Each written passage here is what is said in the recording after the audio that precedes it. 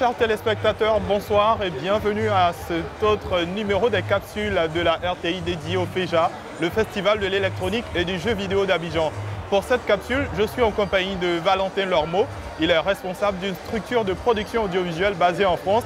Et lui, sa particularité, c'est qu'il est spécialiste de la diffusion sur Internet et il a un gros coup de cœur pour les jeux vidéo. Bonjour Valentin. Bonjour. Alors comment vous arrivez à être passionné par les jeux vidéo? C'est une passion depuis que je suis enfant. Oui. J'ai commencé quand j'avais 6-7 ans, quand ma mère m'a offert pour Noël une console de jeu. Oui. Et puis j'ai jamais arrêté. Et c'est vrai que paradoxalement, quand j'ai vu le streaming commencer à se développer dans les années 2009-2010, moi j'ai tout de suite saisi le côté échange avec le public qu'on n'a pas forcément à la télévision et qui se développe de plus en plus aussi avec les canaux numériques. Et j'ai commencé du coup à acheter du matériel, mais complètement en autodidacte. En fait, j'avais jamais fait de vidéo avant, j'avais un petit caméscope dont je me servais même pas, et à filmer mes parties, à les diffuser sur Internet. D'accord. Alors pour ceux qui ne savent pas ce que c'est que le streaming, c'est la possibilité de pouvoir diffuser sur Internet des contenus. Alors là, vous dites que vous êtes autodidacte, donc vous avez acquis vos matériels par le simple fait de la passion. Et vous a fallu combien de temps pour avoir la maîtrise des différents outils?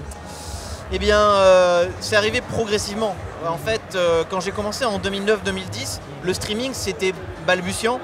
Il y avait YouTube, mais pas depuis très longtemps, et YouTube, c'était pas du live. Oui. Donc, il y avait du matériel professionnel qui coûtait très cher. Donc il a fallu beaucoup d'économies pour s'équiper. Et puis au fur et à mesure de toucher à des équipements, en fait j'ai commencé à travailler pour des gens qui avaient besoin de ça, mais il n'y avait pas encore beaucoup d'offres. Et du coup j'ai pu mettre la main sur plus de matériel différent, progresser, à chaque fois essayer. Beaucoup d'expérimentation et d'essais. D'accord. Et quand on fait du streaming, comment est-ce qu'on gagne de l'argent?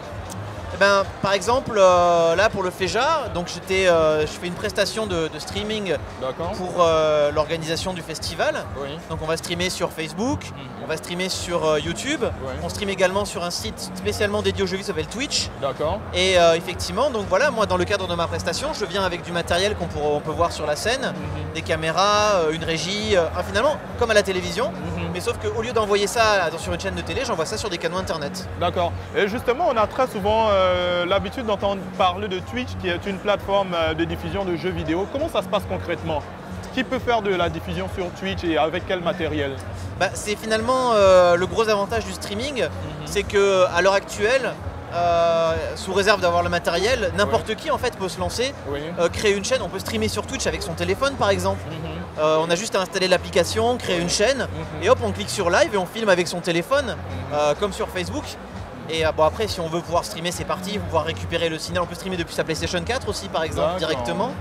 Et finalement, n'importe qui peut ouvrir sa petite chaîne et avoir un public. D'accord. Et le principe, c'est basé sur, on va dire, une sorte de capture d'écran? Oui, voilà.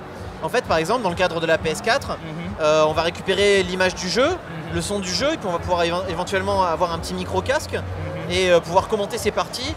Il y a des gens qui viennent sur un chat et qui peuvent discuter avec vous, et du coup il y a un échange qui se crée. Et finalement c'est très simple à mettre en place. D'accord. Alors c'est vrai que vous n'êtes pas présent, on va dire, régulièrement à Abidjan, en Côte d'Ivoire, en Afrique. Mais quel état des lieux vous faites du streaming particulièrement en Afrique? Écoutez, je suis très surpris dans le bon sens, parce que la connexion internet, qui est le nerf de la guerre pour le streaming, elle commence à être très bonne en fait. Et là par exemple aujourd'hui je suis capable de diffuser un flux dans une très bonne qualité en Full HD, qui est la même définition qu'à la télévision.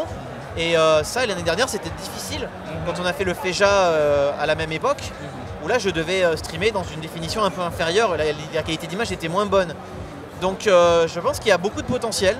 Je vois que le public aussi est très friand ici de jeux vidéo, et j'espère juste que ça va se développer.